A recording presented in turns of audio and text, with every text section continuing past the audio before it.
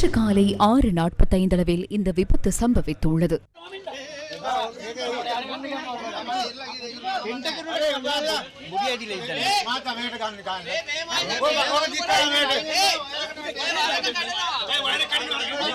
நாற்பத்தி வயதுடைய தாய் தனது மாதாந்த கிளினிக் செல்வதற்காக 14 வயதான தனது மகனுடன் கலபுட தோட்டத்திலிருந்து நாவலப்பட்டி மாவட்ட வைத்தியசாலைக்கு முச்சக்கர வண்டியில் பயணித்துள்ளார். அயல் வீட்டில் வசித்த 51 வயதான பெண்ணும் இவர்களோடு முச்சக்கர வண்டியில் பயணித்துள்ளார். கலபோடையிலிருந்து பயணித்துக் கொண்டிருந்த போது மாப்பாக்கந்த பகுதியில் முச்சக்கர வண்டி மீது பாரிய மரம் ஒன்று முறிந்து வீழ்ந்துள்ளது. விபத்து இடம்பெற்றவுடன் நாவலப்பட்டி போலீசாரும் குறித்த பகுதி மக்களும் இணைந்து விபத்தில் சிக்கியிருந்தவர்களை மீட்டு நாவலப்பட்டி மாவட்ட பொது வைத்தியசாலையில் அனுமதித்துள்ளனர்.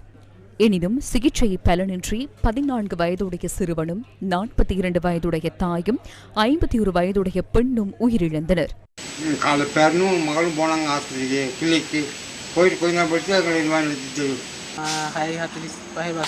6:45 அளவில் பஸ்ஸில் போவதற்காக வந்தோம்.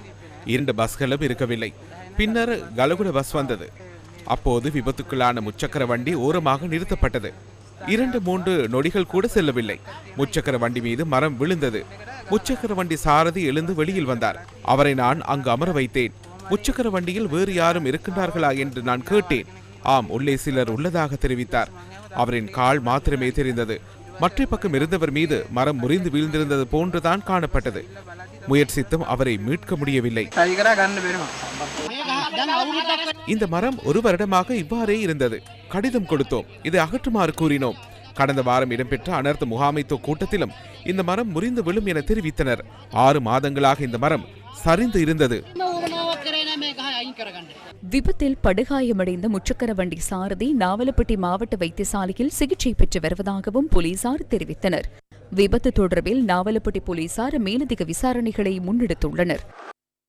இதனிடையே மழையுடனான வானிலையினால் பூண்டுலோயான் தெலவாக்கலை பிரதான வீதியின் வடகுடை பகுதியில் இன்று அதிகாலை பாரிய மரம் ஒன்று முறிந்து வீழ்ந்துள்ளது. இதனால் குறித்த வீதியுடனான போக்குவரத்து சில மணித்தியாலங்கள் தடைப்பட்டிருந்த நிலையில் பின்னர் மீண்டும் வழமைக்கு திரும்பியது. பெரிய ஆலமரம் ஒவ்வொருத்தரும் தான் உடஞ்சி இதுதான் கடைசி முடிவு. இதை வெட்டி எடுத்துட்டு அந்த ரோட்டில் எந்த ஒரு பிரச்சனையும் இருக்காது. இன்னொன்று ரொம்ப சிக்கல், கொஞ்சம் வாகன போக்குவரத்து ஒன்றும் பிரச்சனை இல்லை. கொத்தமலை உண்டாக மரம் ஒன்று விழுந்துருச்சு. சரியான மழை, நல்லா 2 மணி நேரம் சரியான மழை. காலையில் தான் வந்து பார்த்தோம்.